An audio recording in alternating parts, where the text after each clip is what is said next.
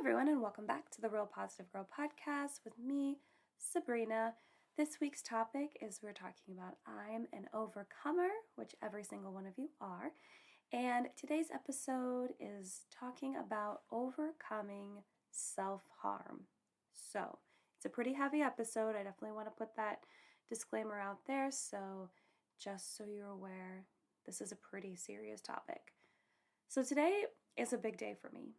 Today, I'm going to share with you some parts of my personal story with cutting, which is considered a type of self-harm. And as you may have guessed it, today we are speaking about self-harm, as I already mentioned. And self-harm is something I do not hear a lot of people speaking about. It can be really difficult for people to share their stories with self-harm due to fear of judgment or misunderstanding what they are going through, because it's not very, no pun intended, cut and dry why people turn to self-harm as a way of coping with what they are going through. It's different for everyone. It's different depending upon what you are personally going through and, just the struggles you're facing. And it can be so tough for those wanting to help someone that is struggling with self-harm, because you aren't sure what you should do or say, or even how to ask the person how you can help. It can be kind of an awkward situation. I feel like in general, with most mental health issues that someone is struggling with, it can be really hard for you to, figure out how to encourage them and what to say to them to offer your help. And because you have this fear of not wanting to say something inappropriate or stupid or something that will, and I don't mean stupid, I just mean like something that you would feel really awkward about. Forgive me, I didn't mean that. Something that you feel you don't want them to take it the wrong way, right? You don't want your intentions to be miscommunicated. So it's just so tough. I feel like it's tough on both sides, right? So now, just in case you don't know what self-harm is, let's chat about it for a moment. So self-harm is the act of hurting yourself on purpose due to not knowing how to handle your current circumstances, your current emotions, your current struggles, your issues, whatever the heck you are going through. And most times this is done in secret due to the fear of backlash and thinking others will not accept what your reasons, thoughts, and feelings are about with regards to self-harm. A lot of times this is definitely something where you will cut in secret, and you'll cut in a place where clothing will be able to cover it. And I want to stress that so much. It's generally done in secret. You're not telling anyone about it. You're hiding any evidence that you're doing it, and you're hiding any scars, generally, mostly. And self-harm can be seen in a number of ways of like how it's done. Some people might burn themselves, you could do it with cigarettes, you do it with a lighter, you could do it with like the car lighter from like a car, like, the little plug-in one, or banging or scratching yourself, banging your head or your body against something, scratching yourself, cutting, which is something that I am very familiar with. So that'd be cutting with like scissors or razor blade or just something that's really sharp. Eating or drinking things that are dangerous, like poisons and things like that. Overdosing on meds, so taking too many pills of something, or not letting wounds heal. And I mean, when I say wounds here, I mean like actual wounds, like on your body. So if you were cutting or you were burning or whatever it was, and then having those wounds and then not letting them completely heal up and picking at them and opening up and continuing essentially to cause yourself pain, physical pain. And just to get a perspective on who might engage in self-harm, because I want to make sure that everyone listening that's interested has as much information as possible, so that if you do know someone in your life, or you discover, down the road, someone that might be struggling with this, you kind of are aware of some warning signs and who would do that and how they would do it to better understand the situation. So who might engage in self-harm? It's a variety of people. So there isn't just one type of person that might practice this behavior. People dealing with depression, anxiety, borderline personality disorder, which is something that I struggle with, eating disorders, all of them could potentially seek self-harm. Those that are in prison definitely.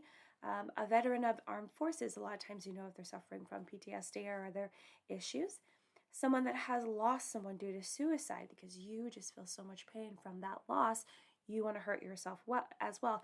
Not necessarily have the desire to take your own life, which I want to point out, just because someone is cutting or hurting themselves physically does not equate to suicide. It doesn't. Or having suicidal thoughts. They could have those in addition, but it's not a 1 = 1 or 1 + 1 = 2. It's not an equation like that. It's not how it works.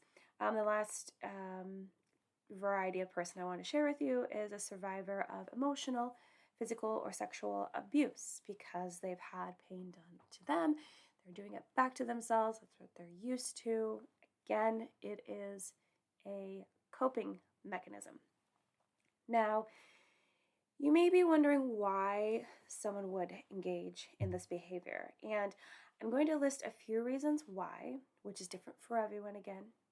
All mental illnesses and all mental struggles, affect people differently. And I will note that a lot of times within the research, self-harm is not directly connected to being a mental illness, but it's definitely a struggle with your mental health. So, you know what I mean?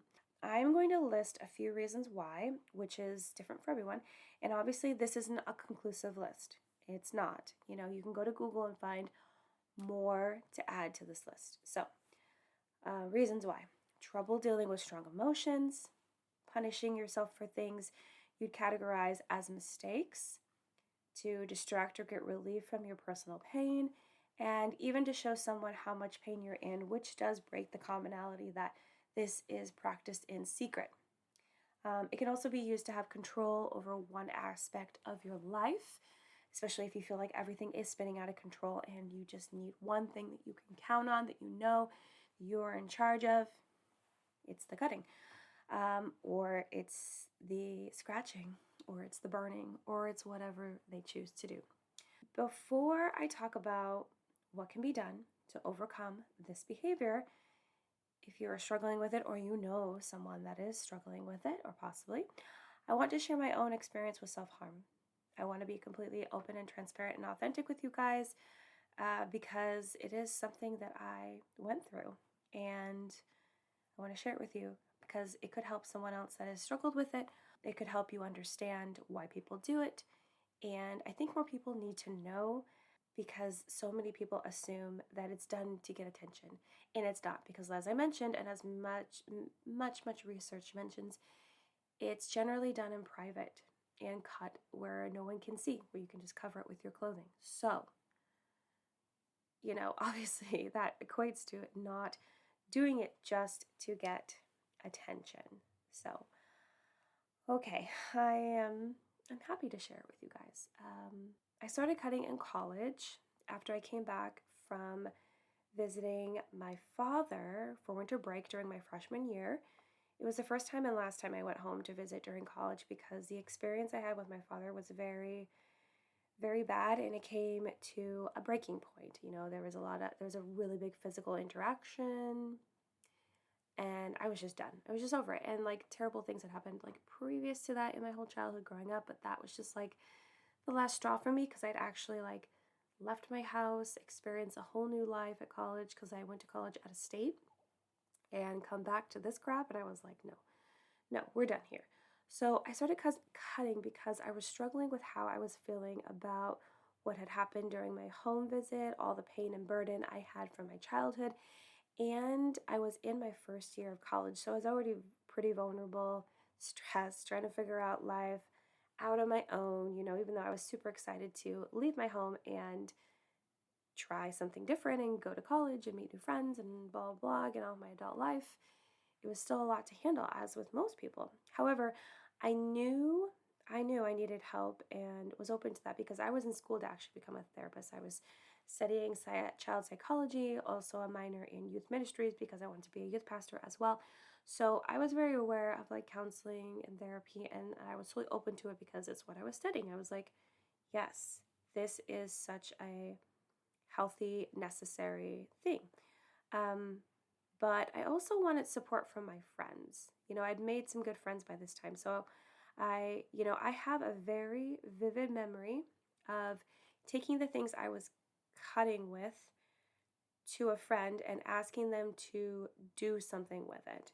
I had like some scissors and some razor blades, and I was like, okay, I need someone to take these things, or I'm just going to continue to use them. I can't throw them away from myself because I can't trust myself to actually throw those things away. And I remember, like it was yesterday, the confusion on their face. Confusion on my friend's face when I gave these things to her, and I was like, here, I need you to take them. I'm having a problem. I really need your help. And not understanding what I was trying to tell her, I was going through, and she didn't even offer anything to help me. She didn't. And she just, in hindsight, I'm thinking she just didn't understand. She was confused. She was probably scared, worried, and probably had never encountered anything like this in her life. And I know that because I knew her so well. And I thought we had a bond deep enough that I could share that with her. And that was really hard for me because I do have a fear of abandonment. So me like pouring all out to her, it was really sad to realize that the help and the connection wasn't there for me with her. I also sought counseling, which was helpful. It really was. But the worst of the cutting situation happened later, because once I got counseling and I gave all that stuff up, and honestly, I told my boyfriend, who is now my husband, what was going on, and he convinced me to stop. He convinced me to stop, which was good. So I was fine. I thought I was fine. I was like, okay, I'm fine. And typically young people, teenagers, and, I could say people in college, still young people, are more typical to engage in this behavior. It's not to say that adults don't do it. They definitely do. It's just more widely seen in teenagers, younger people. So it was very typical, and no surprise that I had engaged in this behavior. But the worst of it was about 7 or 8 years ago from now, when I had been cutting in secret because I was stressed and overwhelmed with our current life, my husband and I, and our daughter. And, I just got so upset and ended up cutting myself in front of my husband. It was traumatic for both of us. And, how I mentioned, people don't do this for attention. And they don't, because I had been cutting in secret for so long. Even when I was in college, I was doing it in secret until I realized I needed to stop, and I sought someone's help and gave them the stuff. But this was the first time I had ever done it in front of someone, and it was because it was like a cry of help for me. I was just at my wit's end, and honestly, I felt like I was just kind of out of it. I was just like overwhelmed, and I couldn't, I remember at the time, I couldn't get him to understand what I was trying to share with him. And, I had a knife in my hand. I just did it a couple times on my forearm, threw the knife into the kitchen. I was standing on the stairs, which, if you can imagine, we had lived in a little townhouse, and there was like the front door, which you could turn and go straight up the stairs, or you could take a little bit step to the right and then walk into the kitchen. It was like one of those small ones. And so I was able to, see the kitchen from the stairs, and I just threw the knife in the stairs, or in the kitchen from the stairs, and I just ran upstairs. And it was super traumatic for him. For me too, but it was really scary for him. He didn't know. He didn't understand what was happening. So it took a family and friends intervention type situation, as well as therapy, to get things back on track. And this intervention is important because self-harm is very addictive. Once you start, you can't stop. It's really hard because of the way that it makes you feel. The way that makes you feel. Not anyone else, but it makes you feel. It makes you feel in control. It makes you feel pain, so it distracts you from your other pain. It's a coping mechanism to get through those hard things. It's a way to punish yourself when you think that you've done wrong things or mistakes. It's a myriad of things for different people, depending upon what you're going through, as I've mentioned many times. But yes, it's very addictive. So, yeah, that is my struggle with cutting. I haven't cut since then. I can't tell you that I haven't thought about it in times of high stress, but since then I have done a lot of work in counseling to be more on top of what's going on in my mind, what thoughts I'm letting, go through there and stay there and, live there, as opposed to before where I would just let those thoughts in, those cutting thoughts, and let them control me and take all my power and think that I needed that activity. But yeah, so that was it. And I haven't done it since, and I feel really proud about that. So, okay, well, before we get into me giving you a few suggestions, which today is just going to be 3 on how you can overcome self-harm, we are going to talk about the 5-minute reset. So if you're having a hard day, if you're feeling stressed, overwhelmed, if you feel like you just wish that this day would be over, or so many things have already come along in your day to kind of feel like you ruin it, you need to try the 5-minute reset. The 5-minute reset allows you to reset, reboot, restart your day right then and there.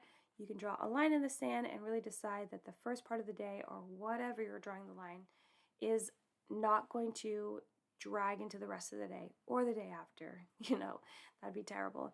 You are just going to stop and be like, okay, I am starting a fresh day right here, even if it's at the end of your day, even if it's right before bed. At least you're releasing all that crap before you go to sleep, so you're not worrying about it all night. And then, you just reset yourself. So it allows you to take a break from any issues or burdens you might be having, come up with resolutions for problems and issues you are currently dealing with. I always encourage everyone to make a list of at least 4 things you are grateful for, big, small, medium sized. You can be grateful for, finding a new favorite flavor of soda, being able to have a really good dessert, calling friends on the phone and getting in touch with them, or getting to work overtime at work because you need the extra money. You can be grateful for literally anything and everything. It's never ending. You can always have 4 things to be grateful for.